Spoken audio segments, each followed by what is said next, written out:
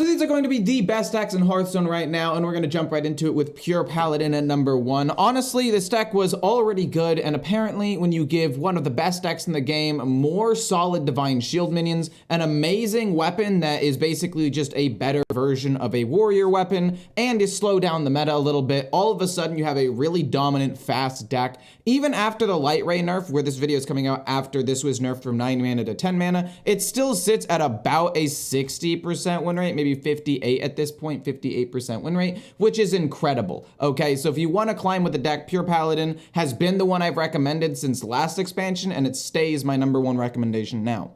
Next is going to be Blood Death Knight. Blood Death Knight has a slightly lower win rate than Frost Death Knight, which it's ahead of. And the reason why I put it ahead of Frost Death Knight is because the reason this deck's win rate is lower is because it's harder to play than Frost Death Knight. I think if you learn mulligans and you learn matchups and you learn when to go aggressive and when to play defensive, this deck could have possibly the highest win rate in the game, even better than Pure Paladin. But again, it does take a little while to get there. So if you're willing to take the time to learn the deck and get really good at one particular deck and you're okay with shorter games, this is the deck for you. But if you don't like control that much, maybe use one of the other decks on this list.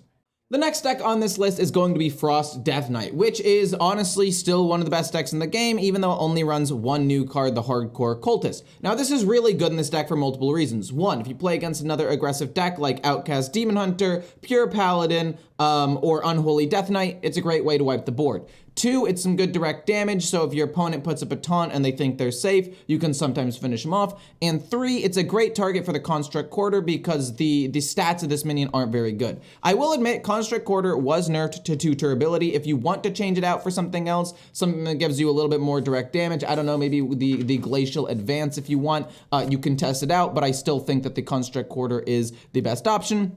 And then at the end of the game, obviously, you can finish them off with the Marrow Manipulator, which is basically just a Pyroblast on a stick. Frostrim's Fury, which is already known as one of the best Death Knight cards that there is, and that doesn't even mention the fact that you have some pretty good early game pressure with a lot of good 1 and 2 drops.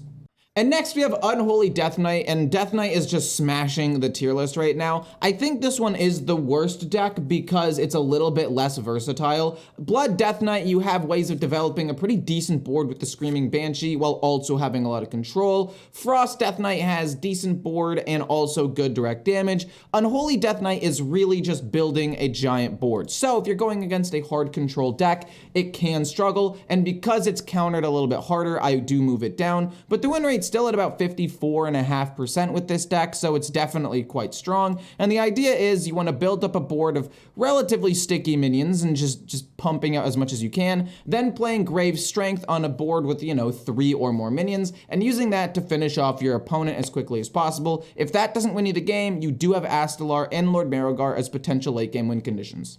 And the last deck on this list before we get to the 2 honorable mentions is going to be Outcast Demon Hunter. Outcast Demon Hunter was just nerfed with a Vengeful Walloper, and even though the deck does still feel really good, I do think that the 1 mana nerf to the Vengeful Walloper feels bad enough to where it is now the worst of the top 5 decks. Overall, it's still very strong for all the same reasons it was before. A lot of cheap Outcast cards and a ton of generation with the Wretched Exile. Really good direct damage with things like Predation, Lady Steno, as well as a weapon. Ways of pumping up your minions with the new card Dark Raven, which pumps up all of your minions whenever a rush minion ends up attacking. It's got, again, really good draw with the weapon and Spectral Sight and a couple of other things like Crimson Sigil Runner.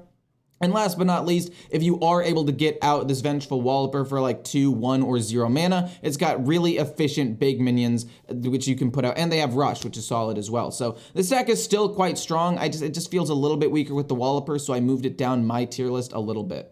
So the first honorable mention on this list is going to be Lovely Thief Priest. And this is on this list for a couple of reasons. One, I think that other than Blood Death Knight, this is the next best control deck in the game. Next, it's got some things that Blood Death Knight doesn't have. So if you're playing against a lot of Death Rattles or Divine Shields, this Silence with Shard of Naru can be really good. It's also got more consistent and reliable healing with your Hero Power and Fan Club. It's got just as much, if not more, resource generation with all the Thief cards and just normal Discover cards. cards, and good mana cheat with Love Everlasting itself, which by the end of the game, because games go really long with this deck, can usually give you like 20 mana in value from just this one card. So overall, it does have its fair share of strong suits. You can tweak it a little bit if you want. You can run the new card that discovers a legendary. I was thinking about potentially putting that in the deck myself, but I just wasn't quite sure if it would fit. But if you want to try out Paparazzi, you can. And yeah, overall, this deck turned out to be a lot better than I thought, so I thought it deserved to be on this list.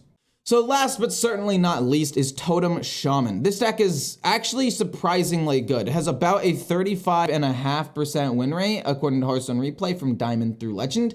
And I have to say, it's got several different win conditions. One, the totems themselves with the Grand Totem and the Stone Right pumping them up. Next, you have cheap minions from the totems with the thing from below and Giga Totem. You've also got the Murloc package, which can discover you resources, draw you cards, give you mana cheap, the whole works. And then last but not least, you have Rotgill and Jive Insect as mid-range things that can buff up an existing board. If you don't have Jive Insect or you don't want to run it, Bloodlust is definitely a good alternative. In fact, Bloodlust might be better. It's just because this is a new card, I want to run it, but this will take a little bit more experimentation. So yeah, those are all of the top decks. You might be wondering why I didn't include some of them. There's obviously Divine Shield Paladin, Mech Paladin, Dude Paladin, which are all just pure Paladin with like a weird little gimmick. There's also Undead Priest and Face Priest, but it just felt redundant to put so many aggro decks on this list. They're obviously all going to be fairly good right now, especially as people are trying to still optimize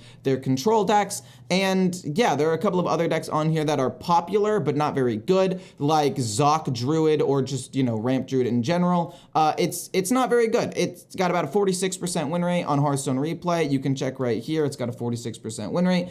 And same with Thaddeus Warlock. They're both very popular decks. They just don't have the win rate to back them up. And maybe over time, the lists will get more optimized and they will rise in the tier list. Like I'm gonna make another tier list in a week as things settle, maybe more nerfs and buffs come out.